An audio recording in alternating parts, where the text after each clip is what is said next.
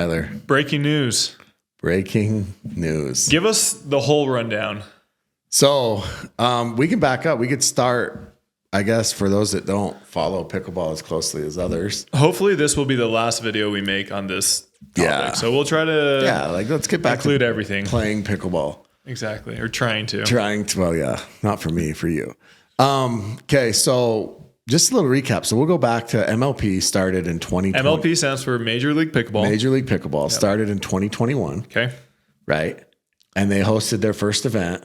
Their first event at the end of the year, at the end of 2021, I think in October, November. Yeah. And it was a big deal. Yep. It was huge. It was a great success. Everybody was pumped. They loved it.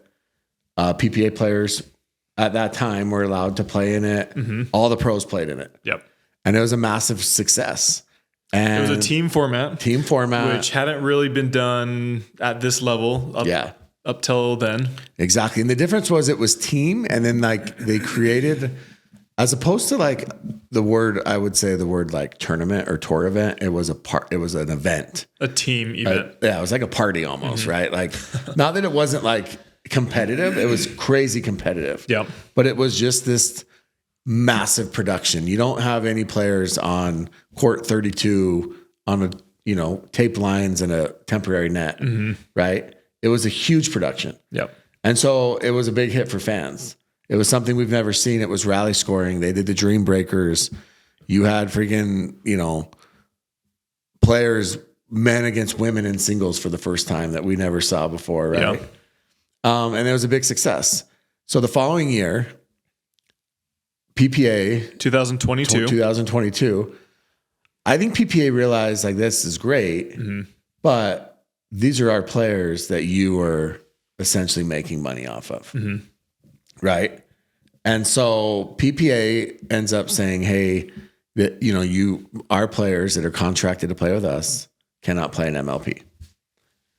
And so MLP goes on anyways.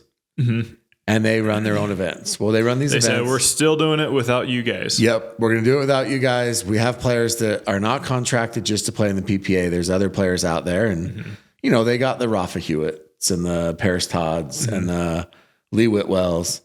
And they ran their own event. And it was still a success, but obviously it was I felt like 2022 was more of an afterthought because they didn't have the top players in the world. Yeah. Right? They didn't even have the top.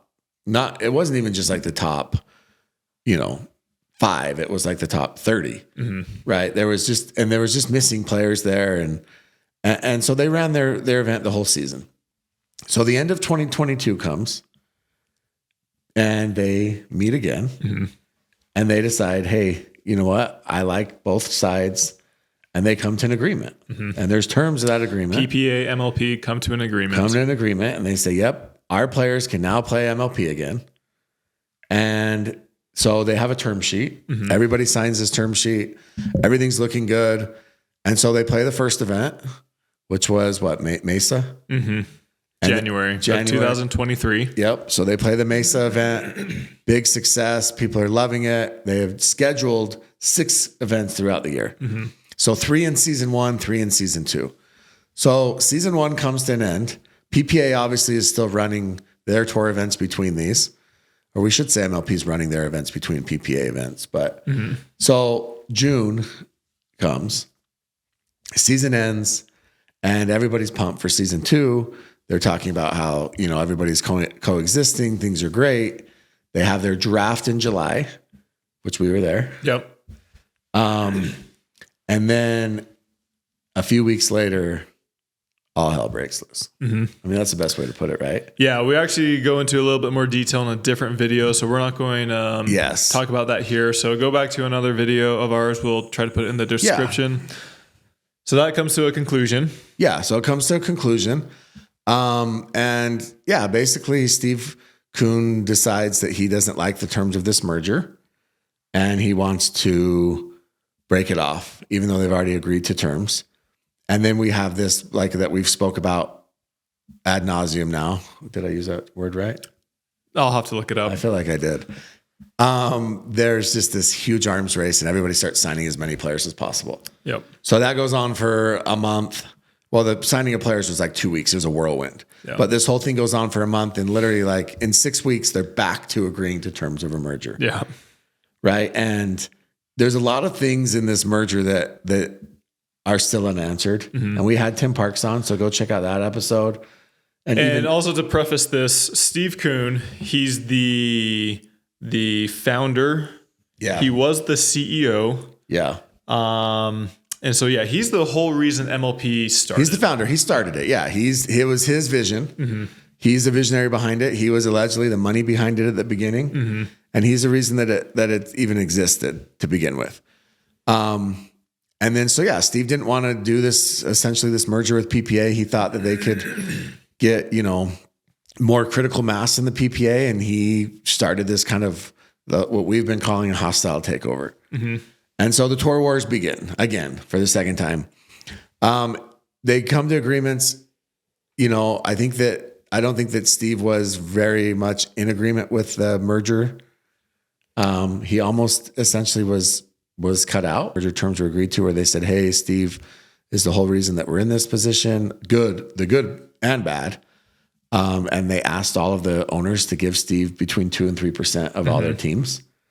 As like a goodwill for Steve to have something, like here's your parting gift. I don't know who agreed to that or who didn't agree to that, but that's kind of an interesting play on things. So that happens. Kumbaya. Cincinnati was awkward, right? Everything was awkward, but now it seems like things are moving in the right direction. And then 48 hours ago, there's an owners meeting. And we don't have like we've been given bits and pieces from multiple sources, we'll say, like multiple sources. And so we'll try and piece together the best that we can. Yeah. But essentially there's an owners meeting.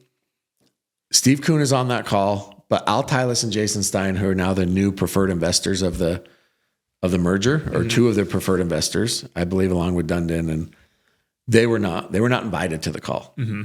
I believe that they were actually not invited for a reason. Mm-hmm. So they have this owner's call.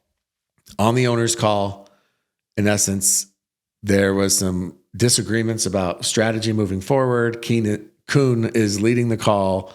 He gives this big rah-rah speech to start and then basically says, we need money. We need to sell a team, is my understanding. And they were like, well, selling another team now goes against the terms of the new merger. Yeah. And so that ended up being a point of contention. And all along with MLP is known for higher prize payouts, treating their players very well. Yeah. The production of all their events have been extremely high. Yeah. But a lot of people fail to realize the economics behind this. Yeah. The economics behind MLP is that at the moment, they were not profitable or even making money. They were losing a lot of money. And I don't think a lot of people realize that. Yeah. And we don't know, obviously, the financials behind it. I don't think anybody really understands. And listen, losing money is not necessarily bad. I mean, we always talk about businesses lose money. Uber, Tesla, all these large companies, they lost money for multiple years. Yeah. I mean, people are losing money, but it's do you have a viable business model that in the end, exactly. And I think MLP does, but the reality is, yes, they were losing money. And they didn't have they don't have a huge TV deal, right? There's not a TV contract there. They're not backed by these venture capitalists or these private equities or these large banks or anything like that. Yeah. At this point, they're not. I mean, are there billionaire owners who could obviously dig into their pockets and pay for things? Yes, but at this point, we hadn't seen it. Mm-hmm. And so essentially, Steve basically says, let's sell another team. Now I know MLP is sold. I don't know how. I was told that MLP sold 4 teams for $6 million. I don't know how accurate that is, but that's $24 million that I guess maybe that went to production costs. I don't know where that money went. Yeah. I'm not really sure. And I don't know if that number is accurate. So if someone wants to correct us on that, but we were told 4 teams were already sold for $6 million a piece. And maybe the money was, who knows where that. Point is, Steve decides to, I don't want to use the word pull a fast one, but Steve decides to move the goalposts one more time.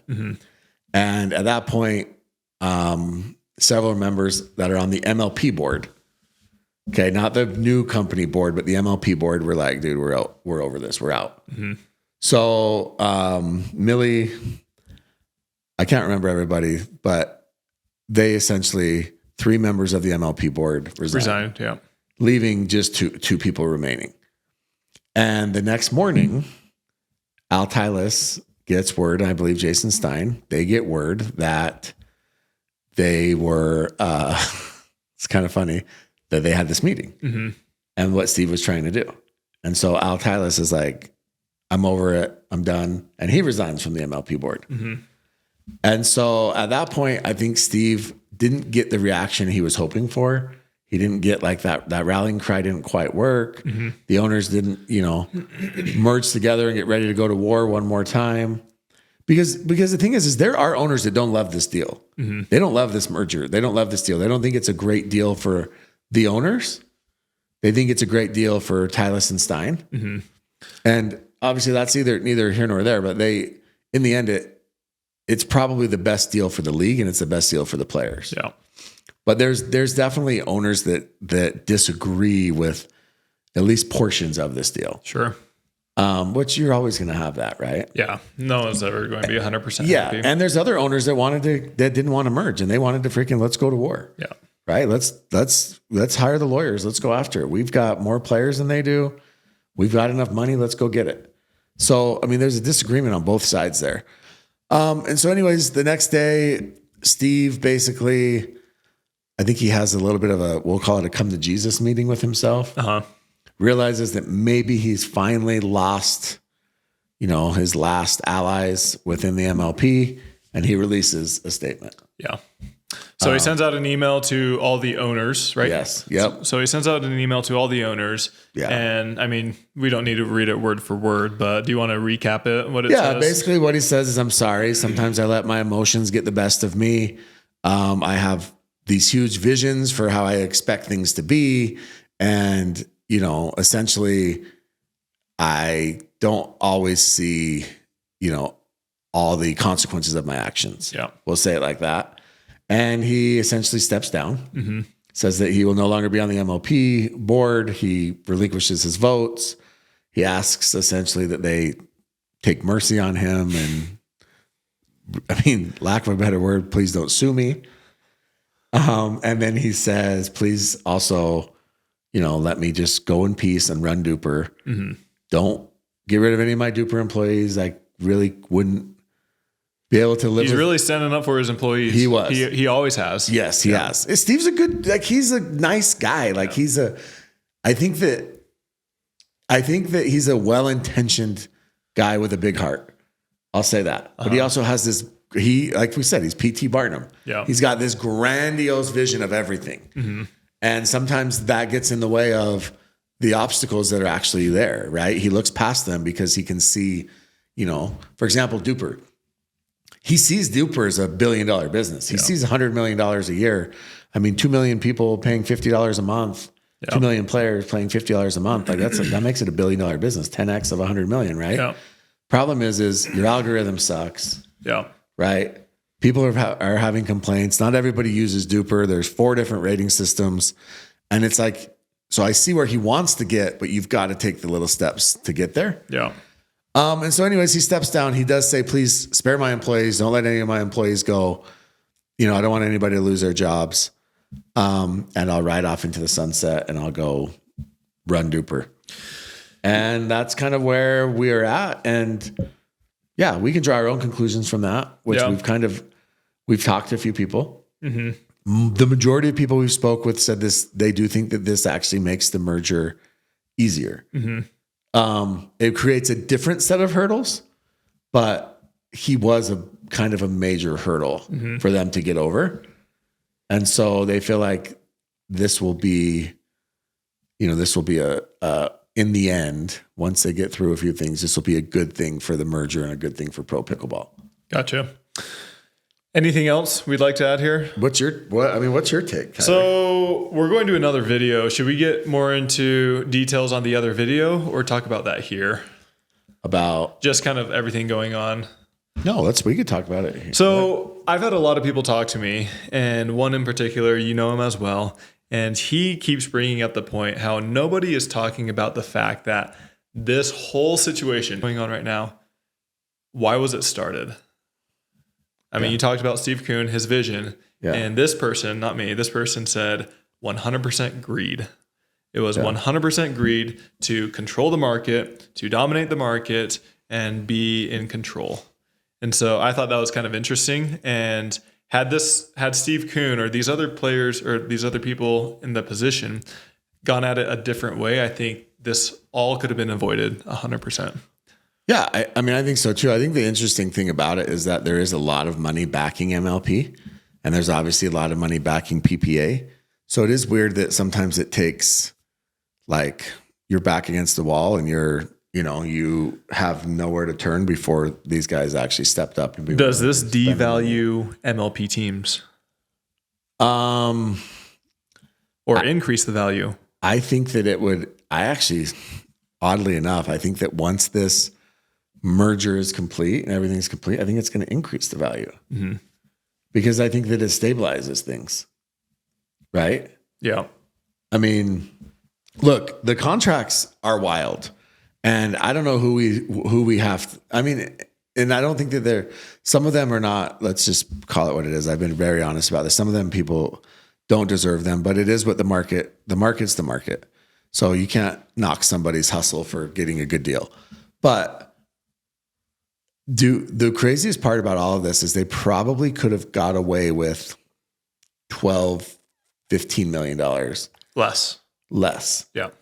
And I don't know who's to blame for that, right? And that's what my friend said. And also Tim Parks, he said, had we gone up to all these players even 2 months ago and offered them significantly less money, Tim Parks said 100%, not even 99, but 100% of them would have taken it. Yeah, for sure. And now you have this massive payroll of $30 to $40 million or whatever it is. Yeah.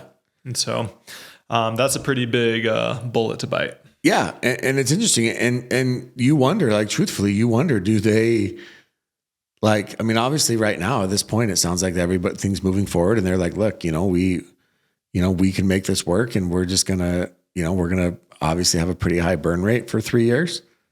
And hopefully, the sport continues to grow and we land a TV deal and all these things. And in 3 years from now, we look back and think, yeah, those contracts actually weren't that bad. And we're all making money and everybody's happy. One thing I want to point out, I mean, I preface this every time I talk. I'm friends with the PPA. Yeah. And I was talking to them and somebody said, what if the PPA had done what MLP is doing?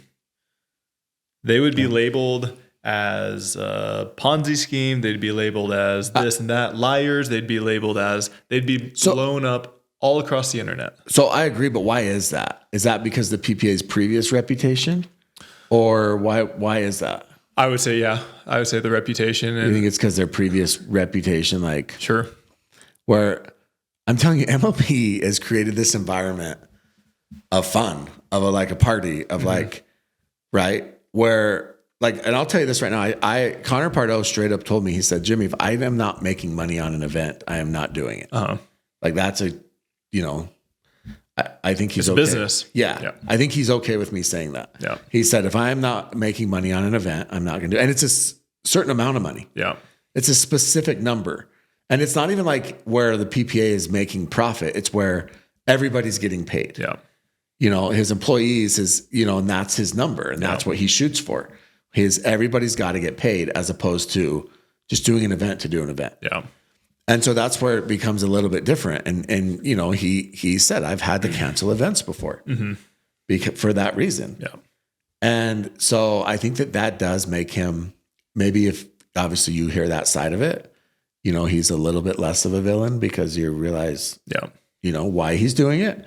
But if you just look at the front of it, you're like, why is Connor canceling events? Why, why are there costs being cut here? Why are these things happening? And then he becomes that face and that villain. Yeah, I just think it's funny because, I mean, within the pickleball industry, this is actually massive news, like massive. This is really big news. Yeah. What's going on? Yeah. But outside of the pickleball community, I mean, if you were to tell somebody what happened, say somebody resigned, and that's so that. So why why are some of these other people not covering this? That's another point. Is I've talked to some people and they said they've even offered these other large publications, other news sources to leak it or to give them more information, and a lot of them have not reported on it, which is a little bit interesting because within the pickleball community, as I just said, this is massive news. Is it because they're controlled by Big Pickle? Big Pickle is paying out big money, and so they're controlling them. They're controlling them. And so that's one of the things we are trying to do the best of that we can is just bring you guys reliable, credible information on what's going on in the pickleball world. Yeah, we're going to try and always stay unbiased and do the best we can. But to some extent. Yeah, sure. I mean, Tyler, he can't help himself. But but we're going to try and do the best we can. But my own personal opinion is I think this creates a different set of hurdles, but I actually think in the end this is better for the merger. Yeah. I think that this will actually help the merger. If I had to put a prediction on things, which we all know that my predictions are about 25% true, but when they are, they're big. They're big if true, like Matty Pickle says. Like, for example, Hayden upsetting Fed. I think that in January, we're combined, the schedule's out, everybody moves forward. Let's take one quick step back, and then we'll try to wrap this up. Do you know why MLP was trying to cut costs and get everything in line? Yeah, so I was told, I was heard from a couple people that MLP essentially has to be debt-free by the end of the year. So yeah, in order for the merger. Yeah, they got to get their books in order, their ducks in a row. Yeah, they want to see financials, all those things. And so that's why MLP was starting to piggyback on PPA's venues, and they're starting to cut costs here and there. Which is kind of a smart move. Oh, for sure. I'm not bagging that by any means. I'm just saying. And Tim Parks came on and he told us, he flat out said, there's 8 people in a basement. Yeah. Running MLP and PPA has an entire freaking 60 person, corporation. Yeah. And they know how to run events. And so why would you try to run events where you have to basically outsource everything when you have it right here and you have a willing partner? Yeah. So, I mean, it's a smart move. So yeah, it's a very shrewd move by them. So I think that the MLP was just trying to, they can't bring debt to the merger. Yeah. Is what I was told, which makes sense. Awesome. PPA doesn't want to take on MLP's debt. Nobody wants to take on debt. And vice versa. So I still think that in the end, this is going to work out. I think that it's going to be good for both sides. I think that you have very, very smart people running this. I actually think that if, the guys in charge are Tom Dundon, obviously Connor Pardo, Al Tilas, Jason Stein, and then you have, Tim Parks in there, whatever role he ends up playing. Mm-hmm. I actually think that, those guys have proven that they can run viable businesses. They're proven that they're very smart guys. They're very, very, very, very, I don't know how many varies wealthy for a reason. And I'm excited for the future of pickleball. Cool. Love it. So this was your breakdown of kind of what's been going on. As I said, in pickleball, this is actually massive news. Outside of pickleball, they would nobody cares. Nobody cares. Nobody cares. But. So pretty interesting. Stay tuned for our next episode. Yes.